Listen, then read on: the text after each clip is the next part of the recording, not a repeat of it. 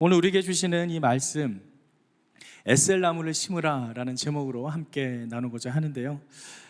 이 말씀은 우리가 너무 잘 아는 아브라함의 이야기를 담고 있습니다. 오늘 본문에 두 명의 인물이 등장을 하는데요, 바로 아브라함과 아비멜렉입니다. 여러분, 아비멜렉은 이미 한번 만났습니다. 21장 앞부분에 보면 아브라함이 처음 자신의 아내를 소개할 때에 자신의 누이 동생이라 소개하는 바람에 아비멜렉이 그 여인을 아내로 취하려고 하죠. 그때 하나님께서 나타나서 꿈속에서 그것을 막게 됩니다. 그러자 아비멜렉이 깜짝 놀라서 아브라함에게 도대체 나한테 왜 이렇게 악한 일을 저질렀느냐, 내가 죽을 뻔했다, 나를 망하게 하려느냐, 그래서 다시 모든 금은 보화를 주면서 회복했던 사건이 있습니다. 그 당시 아비멜렉은 아브라함과의 관계 속에서 하나님에 대한 두려움을 경험했던 것이죠. 그리고 이후에 다시 오늘 본문에 아비멜렉이 등장을 합니다. 오늘 본문의 이야기는 크게 세 단락으로 구분할 수 있는데요, 혹시 펜이 있으신 분들은 펜으로 한번 표시를 하면서 구분해 보겠습니다. 첫 번째 단락은 22절에서 24절까지의 말씀입니다. 그리고 두 번째 단락은 25절에서 31절까지고요. 그리고 마지막은 32절에서 34절까지, 이렇게 총 세 단락으로 구분할 수 있습니다. 오늘 말씀의 전체 흐름은 매우 간단합니다. 아비멜렉이 아브라함을 찾아와서 은혜를 구하는, 쉽게 말하면 아브라함과 평화 협정을 맺으러 온 장면입니다. 아브라함은 흔쾌히 받아들이고요, 또한 그가 그동안에 잘못되었던 올바르게 바꿔야 될 것들을 바로잡는 과정을 거칩니다. 그리고 언약을 세우고 평화 협정을 체결합니다. 이것이 오늘 본문의 주된 골자입니다. 쉽게 말하면 아브라함이 어떤 힘을 얻어서 세상 사람들이 보기에 놀라운 일을 하고 또 성공을 하고 이제는 무시하지 못하는 세력이 되었기에 아비멜렉이란 그 왕이 아브라함을 찾아왔구나 라고 생각을 할 수도 있겠지만, 사실 지금 아브라함의 신분은 어떤 신분인가요? 나그네입니다. 정처 없이 떠돌아다니는 나그네 신분입니다. 어느 나라에도 속하지 않았습니다. 그저 하나님께서 가라 하는 곳으로, 보이지도 않는 하나님의 말씀만을 따라 정처 없이 이동하고 있는 중입니다. 그의 신분은 어떤 한 나라의 왕이 찾아올 만큼 어떤 큰 위치에 있는 사람도 아닙니다. 그런데 지금 아비멜렉이라는 왕이 찾아왔습니다. 그런데 오늘 22절 말씀에 보면 그는 혼자 오지 않았습니다. 누구랑 같이 왔는가? 군대 사령관 비골이라는 자와 같이 옵니다. 여기서 군대 사령관이라면 오늘날로 말하면 국방부 장관을 뜻합니다. 군수 통책임자가 왕과 함께 등장을 합니다. 왜 그랬을까요? 아비멜렉은 두려웠던 겁니다. 혼자 찾아가서 어떠한 봉변을 당할지 모르니까 국군 통수자를 한 명 데리고 와서 옆에 든든하게 자신의 보디가드로 같이 왔던 것이죠. 한 나라의 국왕이 그 나라의 국방부 장관과 함께 한 나그네를 찾아왔다. 사실 오늘날 이런 일이 있었다면 이것은 뉴스토픽감입니다. 한 나라의 나라 왕 대통령이 국방부 장관과 함께 어느 지역을 방문한다, 그 자체만으로도 기사감이 됩니다. 지금 이 문을 열고 들어오는 윤석열 대통령, 국방부 장관이 있다면 난리가 나겠죠. 그런데 지금 그러한 장면이 지금 아브라함과 지금 이때에 일어났다라는 사실입니다. 너무나 놀라운 일이죠. 그런데 어떻게 이런 일이 가능할까요? 오늘 아비멜렉의 말에서 그 힌트를 찾을 수 있는데요, 22절 말씀을 다시 한번 함께 읽도록 하겠습니다. 22절 시작. 그때 아비멜렉과 그의 군대 사령관 비골이 아비멜렉에게 말했습니다. 그대가 하는 모든 일에 하나님께서 그대와 함께 하십니다. 그때에 동그라미를 쳐주시기 바랍니다. 이 그때가 바로 오늘 이 말씀을 풀어가는 핵심 키워드입니다. 그때는 과연 언제를 나타내는 단어일까요? 이 그때의 의미를 알기 위해서는 우리는 앞에 무슨 일이 있었는지 알아야 합니다. 바로 앞에 기록된 사건은 이삭의 출생과 이스마엘에 관한 이야기를 기록하고 있습니다. 그리고 그 전에는 바로 아비멜렉과 아브라함의 첫 만남에 대한 이야기를 기록하고 있죠. 구조가 어떻게 되어 있냐면 PPT를 보여주실까요? 아브라함과 아비멜렉의 관계가 있고요, 그리고 중간에 이삭과 이스마엘의 관계가 있고요, 그 다시 또 아브라함과 아비멜렉의 관계가 있습니다. 이렇게 샌드위치처럼 사이에 끼어 있는 것입니다. 이러한 일이 있은 후에, 그리고 뒤에 아비멜렉이 등장할 때는 아까 우리가 동그라미 쳤던 그때라는 단어를 사용하여 다시 아비멜렉이 등장합니다. 그럼 이 그때는 언제를 가리키는가요? 바로 이삭의 출생과 이스마엘의 사건이 있었던 바로 그때입니다. 우리가 너무나 잘 알고 있는 것처럼 이삭은 하나님께서 아브라함에게 주신 약속의 상징, 언약의 상징이자 선물이었습니다. 인간의 능력으로는 도저히 불가능한 일을 하나님께서 하신다라는 사실을 여지없이 보여주는 사건이죠. 인간의 능력이 아닌 하나님의 능력에는 한계가 없으시다라는 것을 우리에게 보여준 사건입니다. 그리고 이 사건으로 인해서 이스마엘이 쫓겨나게 됩니다. 이스마엘 또한 분명 아브라함의 자식이었습니다. 하지만 하나님께서 말씀하신 그 자녀는 아니었죠. 하나님께서는 분명 그의 아내 사라에게서 낳은 자식을 후손이라고 일컬 거라고 말씀하셨습니다. 그럼 이스마엘, 우리가 보기에는 아브라함의 자손이긴 하지만 여전히 하나님께서는 그 이스마엘은 약속의 자녀가 아니라는 것을 너무나도 명백히 보여주기 위해 그를 쫓아내는 사건이 일어납니다. 이 또한 하나님께서 당신의 거룩한 민족 이스라엘 백성을 일으키고자 하는 커다란 그림 속에서 이루어지는 하나님의 운행하심이자 섭리였던 것이죠. 이삭을 통해서 하나님의 역사가 이루어질 것이기 때문에 이삭을 괴롭히는 이스마엘은 당연히 쫓겨나야만 했습니다. 인간이 하는 일이 아니라 바로 하나님께서 하시는 일이다라는 것을 보여줍니다. 이 두 사건, 이삭이 태어나는 사건, 이스마엘을 쫓겨나는 사건, 그리고 이전에 있었던 아비멜렉의 꿈을 꾸었던 그 사건, 이 모든 사건에서 말하고자 하는 것은 단 한 가지, 인간의 능력을 초월하는 하나님의 초월적인 간섭이 있다라는 것을, 그것이 초월적인 간섭이 단지 추상적이고 관념적인 세상에 있는 것이 아니라 실제 현실에 영향을 미친다라는 것을 보여주는 사건들입니다. 바로 그때 지금 아비멜렉과 군대장관 비골이 아브라함을 찾아온 것입니다. 자, 왜 찾았습니까? 아브라함이 힘이 세서요? 부가 강성해서요? 뭔가 능력이 많아서요? 그렇지가 않습니다. 그가 찾아온 이유 단 하나, 바로 22절 하반부에 있던 우리가 감명 읽었던 말씀입니다. 그대가 하는 모든 일에 하나님께서 그대와 함께 하십니다. 이 아비멜렉은 아브라함과 함께하는 하나님을 실질적으로 경험하게 됩니다. 지금 아브라함이 믿는 그 신, 하나님이라는 그 신은 그냥 추상적인 신이 아니라 실제 우리의 삶 가운데 영향력을 끼치는 사람이구나, 영향력을 끼치는 신이구나. 저 신을 내가 함부로 해서는 안 되겠다. 그렇다면 내가 저 아브라함이라는 사람과 잘 지내야 되겠다. 평화협정을 맺어야 되겠다. 그래서 지금 아브라함을 찾아왔다라는 사실입니다. 자, 이렇게 아브라함을 찾아온 아비멜렉, 이제 놀라운 일들이 일어나는데요. 아까 나누었던 그 단락별로 말씀을 함께 살펴보도록 하겠습니다. 먼저 23절 말씀 같이 읽도록 하겠습니다. 23절입니다. 시작. 그러니 그대가 이제 나나 내 자식이나 내 자손들을 속이지 않겠다고 여기 하나님 앞에서 내게 맹세하십시오.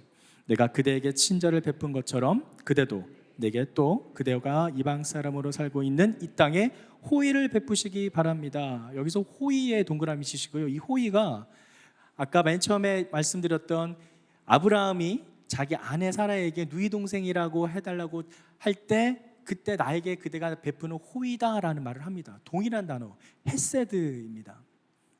이 헤세드는 누가 누구에게 베풀 수 있을까요? 뭔가 가지고 있는 자, 뭔가 좀 높은 위치에 있는 자가 그렇지 못한 자에게 베푸는 것이 헤세드입니다. 자비를 베풀기 위해서는 그만한 위치와 지위에 있을 때만 가능하다라는 것이죠. 지금 아브라함이 자기 아내에게 그러한 호의를 베풀어 달라고 했을 때도, 지금 이 군대 장관과 아비멜렉이 아브라함에게 이야기할 때에도 이 호의를 베푼다는 것은 뭔가 우선순위에 윗선에 있는 사람이 아랫사람에게 베푸는 것이죠. 그런데 오늘 본문을 잘 읽어보면 좀 신기합니다. 왜 그럴까요? 지금 아까 말씀드렸던 것처럼 아브라함이 나그네입니다. 떠돌입니다. 신분상으로 보자면 누가 훨씬 더 우위에 있습니까? 왕이 있습니다. 한 나라의 국왕이 훨씬 더 힘이 있고 능력이 있고 윗자리에 선점을 하고 있는 상황입니다. 그런데 지금 호의를 누가 누구에게 베풀어 달라고 합니까? 왕이 나그네에게 호의를 베풀어 달라 이야기를 하고 있습니다. 세상 사람들이 보기에 주도권은 이 왕이 쥐고 있지만, 그런데 대화의 내용은 아브라함이 주도권을 쥐고 있다라는 사실입니다. 이것이 가능한 이유, 바로 아까 우리가 읽었던 22절 말씀에 그대가 하는 모든 일에 하나님께서 함께하고 있기 때문입니다. 지금 우리가 읽은 23절 본문에서처럼 그대가 이방 사람으로 살고 있는 이 땅에 호의를 베풀어 달라 합니다. 사랑하는 성도 여러분, 우리는 모두가 이 땅에서 이방 나그네임을 믿습니다. 우리의 본향은 바로 하늘나라 저 천국에 있습니다. 이 땅에 살아가는 동안 우리는 이방인으로서 이 땅에서 우리가 해야 될 본질적인 사명을 완수해야 되는데, 그것이 바로 하나님 나라를 전파하는 것이요 예수 그리스도의 복음을 전하는 사명인 줄 믿습니다. 아브라함은 지금 그 땅에서 이방인으로 살아가고 있지만 그의 실제 삶을 통해서 하나님을 증거하고 있습니다. 이러한 삶이 바로 우리의 삶이 되어야 할 줄 믿습니다. 7월 한 달 동안 여성 예배에서의 주제가 하나님 나라와 선교라고 들었습니다. 우리의 선교적 삶은 바로 다른 것이 아니라 우리의 삶의 모습을 통해서 하나님의 능력이 이웃에게 전파되고 그 능력을 그들이 바라보게 하는 데 있다고 믿습니다. 우리의 삶 속에 하나님께서 정말 저자와 함께 하는구나 라는 것을 우리가 말로 표현하지 않아도 우리의 삶의 모습, 행동 하나하나를 통해서 그것이 나타난다면 그것이 곧 선교요, 이 땅에서 이방인으로 살아가는 우리의 믿음의 자손들의 삶의 모습, 하나님 백성된 삶의 모습인 줄 믿습니다. 옆에 계신 분들에게 이렇게 함께 선포하겠습니다. 하나님 나라의 백성으로 살아가십시다. 아멘. 지금 아브라함은 자신이 하나님이라는 큰 뒤에 큰 백업을 힘이 있고 하나님 말씀대로 살아가는 모습을 여지없이 그 땅에서 보여주고 있었습니다. 그러기에 지금 아비멜렉이라는 한 나라의 국왕이 찾아와서 호의를 베풀어 달라 이야기를 합니다. 자, 그 다음 단락의 대화가 좀 더 기가 막힌데요. 그렇게 호의를 베풀어 달라 했을 때 아브라함은 알겠다, 내가 그렇게 하겠다라고 한 뒤에 하나의 사건에 대해 시시비비를 따집니다. 두 번째 단락인데요. 25절과 26절 말씀을 함께 읽겠습니다. 시작. 그러고 나서 아브라함은 아비멜렉의 종들이 빼앗은 우물에 대해 항의했습니다. 그러자 아비멜렉이 말했습니다. 누가 이렇게 했는지 나는 모릅니다. 당신도 내게 이 일에 대해 지금까지 말해주지 않았습니다. 나는 오늘에야 비로소 이 일에 대해 들었습니다. 자, 지금 아브라함이 한 가지 항의를 합니다. 어떤 항의를 해요? 아비멜렉의 종들이 와서 우리가 팠던 우물을 강제로 빼앗아 갔다라는 것이죠. 그런데 놀라운 것은 이 이야기를 들은 아비멜렉의 반응입니다. 지금 우리 본문을 읽어보면 글로만 되어 있기 때문에 그 상황이 잘 느껴지지 않지만 실제 상황은 이렇게 전개가 되었습니다. 누가 나한테 그런 얘기를 한 적도 없어요. 난 모릅니다. 지금 당신도 지금 나한테 지금 말했잖아요. 난 이제 듣고 알았어요. 벌벌벌 떱니다.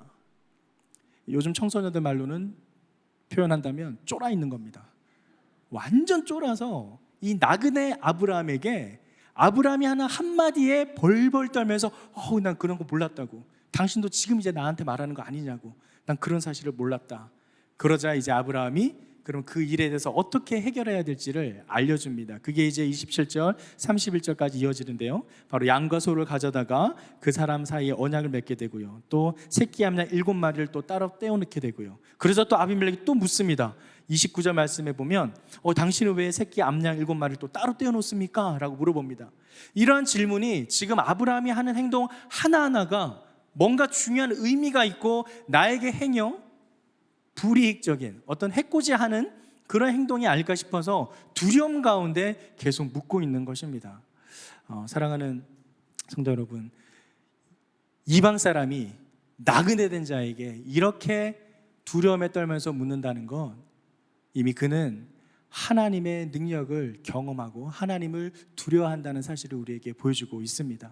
우리의 삶이 이렇게 되기를 간절히 소망합니다. 세상 모든 사람들이 우리의 삶을 모습 보고 나를 두려워하는 것이 아니라 나의 뒤에 있는 하나님으로 말미암아 우리의 삶을 두려움으로 바라보게 되기를 간절히 축원합니다.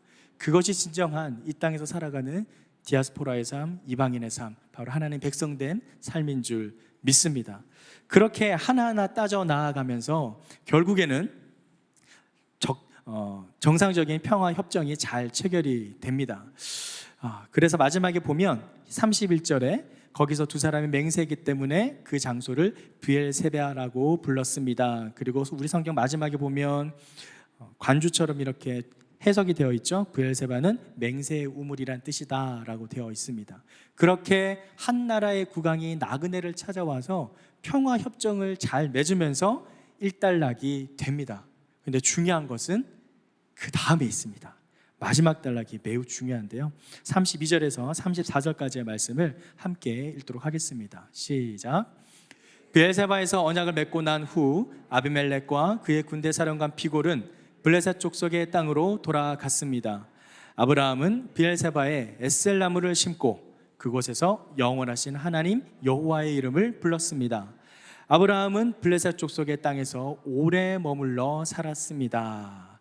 자, 이 언약을 맺고 난 이후에 두 사람의 행보에 대해서 기록을 합니다. 먼저 아비멜렉은 어떻게 하나요? 언약을 체결하자마자 됐다 싶어서 바로 블레셋 족속의 땅으로 돌아갑니다. 그 자리를 떠나게 됩니다. 하지만 아브라함은 그 자리에 남아서 독특한 의식을 치릅니다. 바로 33절의 말씀에 보면 에셀나무를 심고요, 그리고 그곳에서 영원하신 하나님 여호와의 이름을 불렀다라고 합니다. 아브라함이 가나안 땅에 들어가기 전에 계속해서 곳곳에 저처에마다 거할 때마다 나타나는 특이한 행동이 있는데요, 그 모습이 이렇게 기록됩니다. 여호와의 이름을 불렀습니다, 또는 여호와의 제단을 쌓았습니다. 바로 이러한 표현은 하나님께 예배를 드렸다라는 의미입니다. 지금 아브라함은 브엘세바라고 맹세되어진 그 약속, 맹세의 우물에서 그냥 떠난 것이 아니라 하나님께 예배를 드립니다. 자, 어떻게 보면은 이 상황, 나그네의 역할로서 한나라의 국왕에 찾아와서 나에게 평화협정을 맺고 잘 마무리된 그 상황을 보고 역시 내가 능력이 있고 힘이 세고 이렇게 하니까 나라가 국왕이 찾아와서 나한테 이렇게 평화협정도 맺지 그러면서 자신 스스로를 교만하게 찬양할 수도 있었고 자기 스스로를 높일 수도 있었습니다. 그렇지, 내가 왔는데 당연히 군대 한나라의 국왕이 찾아와서 엎드려야지, 나를 찾아왔어야지 이러면서 자기 스스로 교만하게 빠질 수도 있을 법합니다. 그런데 지금 아브라함은 전혀 그러한 모습을 보이지 않고 그 자리에서 하나님을 찾습니다. 사랑하는 성도 여러분, 이것이 우리의 삶이 되어야 될 줄 믿습니다. 세상에서 우리가 아무리 승리를 하고 세상적인 관점에서 성공이라는 타이틀을 거머쥔다 한들 그 모든 것을 주관하신 분은 오직 여호와 하나님이시기에 우리의 모든 성공과 우리의 모든 업적과 성공적인 결과는 하나님으로 말미암았다는 사실을 기억해야 합니다. 바로 지금 아브라함은 그러한 사실을 기억하고 먼저 하나님 앞에 예배를 드린 것입니다. 놀라운 사실은 그렇게 하나님 앞에 예배를 드릴 때 단지 예배만 드린 것이 아니라 한 가지 독특한 행동을 했다는 건데요, 그것이 바로 앞부분에 있는 에셀나무를 심었다라는 것입니다. 이 에셀나무가 상당히 큰 의미가 있습니다. 에셀나무 어떤 나무인가 사진을 보여주시죠. 이런 나무입니다. 두 번째 사진 보여주실래요? 사람이 있는 크기인데, 네, 이렇게 지금 보시면은 광야에 아무런 나무도 없는데 혼자 생뚱맞게 뚝 서 있습니다. 이 나무가 에셀나무입니다. 이 광야에 살고 있는 이 에셀나무, 다른 푸른 초원이 아무것도 없어요. 풀도 없고 아무것도 없습니다. 그런데 유일하게 얘 혼자 여기에 떡하니 자리 잡고 있습니다. 에셀나무에 대해서 한번 찾아봤는데요, 위성류의 감목인 에셀나무는 지중해 연안 지역의 중앙아시아와 북쪽으로는 중국에 이르는 지역에 걸쳐 염분도가 높은 사막, 바닷가, 산악지대와 건조한 땅에서 자란다고 합니다. 가뭄, 토양의 염분도, 염수, 침입 등에 잘 견뎌서 바닷가의 보호막이나 사막지대에서 방풍림으로 쓰인다고 합니다. 이스라엘 등지에서 쉽게 찾아볼 수 있는 상록수이고요, 이 에셀나무는 다른 식물들이 모두 말라 죽어도 푸르름을 잃지 않는 귀한 녹음수라고 합니다. 그런데 이것이 어떻게 가능할까요? 이렇게 푸르름을 지키는 녹음수로, 상록수로 지켜나갈 수 있는 비결은 바로 그 뿌리에 있습니다. 이 나무의 뿌리가 무려 지하로 30m까지 내려가서 거기에 있는 지하수를 끌어들인다고 합니다. 이 에셀나무가 상징하는 바는 무엇인가? 바로 아브라함의 믿음의 뿌리입니다. 아무도 인정해주지 않고 아무도 하나님을 바라보지 않는 그 블레셋 땅, 여호와 하나님이 아닌 다른 우상신을 섬기고 있는 바로 그 땅에 유일하게 한 명, 아브라함이 등장해서 그 척박한 땅에 여호와 하나님의 이름을 부르며 그의 능력이 무엇인지를 삶을 통해 나타냈다라는 사실입니다. 세상 모든 사람들이 인정하지 않다 하더라도 땅속 30m까지 들어가 지하수를 찾아내는 에셀나무처럼 아브라함 또한 세상에 뿌리를 두지 않고 하나님께 깊은 뿌리를 두고 그 믿음의 삶을 살아나갔다라는 사실이죠. 바로 그러한 믿음의 고백으로 아브라함은 브엘세바라 명칭한 바로 그 자리에 자신의 믿음의 삶의 상징으로서 에셀나무를 심었다라는 사실입니다. 그 누구도 인정하지 않는 여호와 하나님, 그러나 그 땅에 내가 믿고 내가 순종하고 내가 경외하는 여호와 하나님은 바로 이러한 분이다 라는 것을 상징적으로 보여주는 것입니다. 사랑하는 성도 여러분, 우리의 삶의 자리자리마다 바로 이러한 믿음의 에셀나무가 심겨지기를 주님의 이름으로 축원합니다. 모든 세상 사람들이 인정하지 않더라도 우리의 삶의 곳곳에 믿음의 뿌리가 깊게 자리하여 세상 사람들이 우리를 찾아와 평화협정을 맺는 그러한 삶이 되기를, 그러한 선한 영향력을 끼치는 우리 모두의 삶이 되기를 주님의 이름으로 축원합니다. 이 믿음의 에셀나무는 다른 것이 아닌 우리의 삶을 통해 나타나는 영향력입니다. 우리의 삶의 곳곳에 발걸음이 닿는 곳마다 그곳에 에셀나무를 심으십시오. 바로 이 자리 가운데 에셀나무를 심으시고 여러분의 가정에, 부엌에, 목욕탕에, 직장 책상에, 공부하는 그 자리에 어느 곳이든지 믿음의 에셀나무를 심으시기 바랍니다. 바로 그를 통해서 분명 하나님께서 우리와 함께 하시는 놀라운 능력을 경험하게 될 줄 믿습니다. 바로 이 에셀나무는 아브라함의 믿음을 대변합니다. 분명 나그네의 삶을 살고 있던 그 아브라함의 삶은 위험천만한 삶을 살아가고 있었을 것입니다. 강도나 도둑들의 위협, 또 그를 해하려는 나쁜 무리들의 공격이 있을 수도 있습니다. 나그네의 삶입니다. 하지만 그러한 나그네의 삶, 그러한 상황 속에서도 하나님께서는 아브라함에게 약속하신 바로 그 땅에 가기까지 그를 지켜주셨고 끝까지 아브라함은 그 하나님을 믿고 신뢰했습니다. 마치 물이 없어서 다른 식물들은 다 말라 죽어도 그 푸르름을 잃지 않는 에셀나무처럼 아브라함도 그의 믿음을 잃지 않고 그 어려운 세상 환경 가운데 꿋꿋하게 믿음을 이어갔다라는 사실입니다. 바로 이 아브라함의 에셀나무는 아브라함의 믿음의 고백입니다. 그리고 더 놀라운 것은 바로 이러한 믿음의 고백을 이방인, 하나님을 알지 못한 한 나라의 왕으로부터 그 고백을 들었다라는 것이죠. 아까 우리가 읽었던 22절 말씀의 후반부 말씀을 다시 한번 다 함께 읽도록 하겠습니다. 다운표 안에 있는 말씀인데요, 22절 안에 있는 말씀 같이 읽겠습니다. 시작. 그대가 하는 모든 일에 하나님께서 그대와 함께 하십니다. 아멘. 옆에 있는 분들에게 이렇게 선포하십시다. 그대가 하는 모든 일에 하나님께서 그대와 함께 하십니다. 아멘. 우리 믿음의 사람들끼리 하는 고백도 너무나 감동스러운데 믿지 않는 자들로부터 이 이야기를 듣게 된다면 얼마나 감동되겠습니까? 제가 여러 목사님들, 고노양 목사님도 존경하고 여러 목사님들 많이 존경하지만 또 서빙구에 박종규 목사님도 많이 존경하는데요, 이런 일화가 있었다고 해요. 우리 교회 특성상 장로님들이 되시면 이제 1년차 되신 분들은 다 화장실 청소를 하잖아요. 그래서 늘 서빙고나 또 다른 교회 가시면은, 다른 우리 캠퍼스 가면은 화장실 청소하시는 나이 지긋하신 분들을 많이 보게 됩니다. 그런 분들은 대부분 장로님이시구나 생각하시면 됩니다. 그래서 그런지 어떤 분이 와서 이제 화장실을 갔는데 너무 더러운 거예요. 그래서 나오자마자 어떤 좀 나이 드신 분을 보고 저기 화장실 너무 더러운데 빨리 청소하세요. 그랬더니 그분이 가서 예, 청소했다고 합니다. 그런데 그분이 박종길 목사님이셨어요. 네, 이런 예를 들을 때마다 정말 감동이 됩니다. 그래, 그렇게 살아가는 것이지.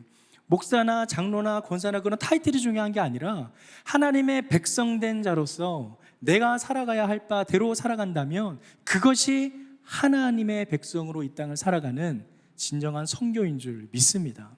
우리의 선교가 어떤 대단하게 저 먼 어디 나라에 가서 거기서 힘든 일을 하고 고생을 하는 거, 물론 그것도 중요합니다. 그것도 중요하지만 우리가 살아가는 바로 이 땅에서 하나님의 백성답게 살아가는 그 모습, 그것이 우리의 선교의 출발인 줄 믿습니다. 하나님 나라와 선교, 이제 7, 8월 각 공동체별로 아웃리치가 진행되고 있는데요, 물론 온라인으로 진행되지만 그 자체만으로도 너무나 소중한 시간이 될 뿐만 아니라 우리의 삶 가운데 진정 하나님의 백성된 삶을 살아가는 그러한 결단이 있는 시간이 되기를 소망합니다. 바로 아브라함이 한날의 국왕이 찾아와 그러한 고백을 들었던 것처럼 우리 또한 정말 당신은 하나님께서 함께 하시는 것 같아요 라는 그런 고백을 들으면서 하나님의 그 받은 은혜와 사랑을 이웃에게 전하는 선한 영향력을 끼치는 우리 모두의 삶이 되기를 소망합니다. 제가 오늘 말씀을 준비하면서 계속 떠올랐던 영상이 하나 있는데요, 이미 이 영상을 많은 분들이 이미 봤을 수도 있습니다. 너무 유명한 영상이라 일전에 한번 담임 목사님께서도 주일 예배 때 봤었던 영상인데, 한번 이 영상을 보고 계속해서 말씀 이어가도록 하겠습니다.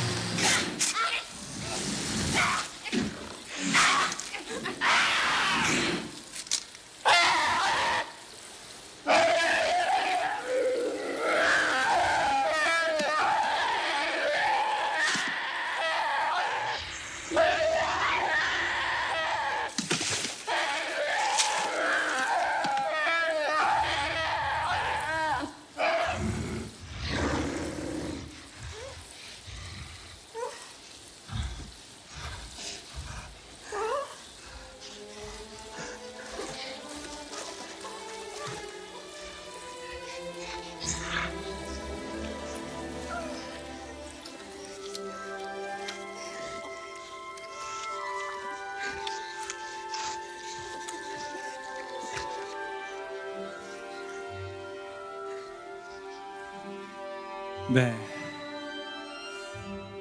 이 영상은 언제 봐도 든든한 나의 백이 되시고 힘이 되시는 하나님을 떠오르게 합니다. 이 어린 곰의 그 포효가 놀라서 도망간 게 아니죠. 그 뒤에 있는 어미곰의 그 큰 포효 가운데 그 표범이 놀라서 달아납니다. 마찬가지입니다. 우리의 삶 가운데 하나님의 큰 힘이 있음을 믿으시기 바랍니다. 눈에 보이지 않는다고 존재하지 않는 것이 결코 아닙니다. 눈에 보이지 않기에 우리가 생각하는 것 이상으로, 상상하는 것 이상으로 하나님은 우리의 삶에 친히 간섭하시고 역사하는 줄 믿습니다. 바로 그 믿음으로 우리를 든든하게 지켜주시는 여호와 하나님의 능력을 힘입어서 각자의 삶의 자리에서 믿음의 에셀나무를 심으며 하나님이 일하시는 것을 바라보는 우리의 모든 삶이 되기를 주님의 이름으로 축원합니다. 그렇게 하나님의 나라와 선교는 하나님만을 의지하며 나아가 하나님이 일하시는 것을 바라보면서부터 시작합니다. 오늘 말씀을 마무리하면서 다시 한번 함께 고백했으면 좋겠습니다. 그대가 하는 모든 일에 하나님께서 그대와 함께 하십니다. 그대가 하는 모든 일에 하나님께서 그대와 함께 하십니다. 바로 이 고백이 모든 사람들의 칭찬이 되며 우리가 또 들어야 할, 또 서로에게 권면해야 될 우리의 소중한 고백이 되어질 줄 믿습니다.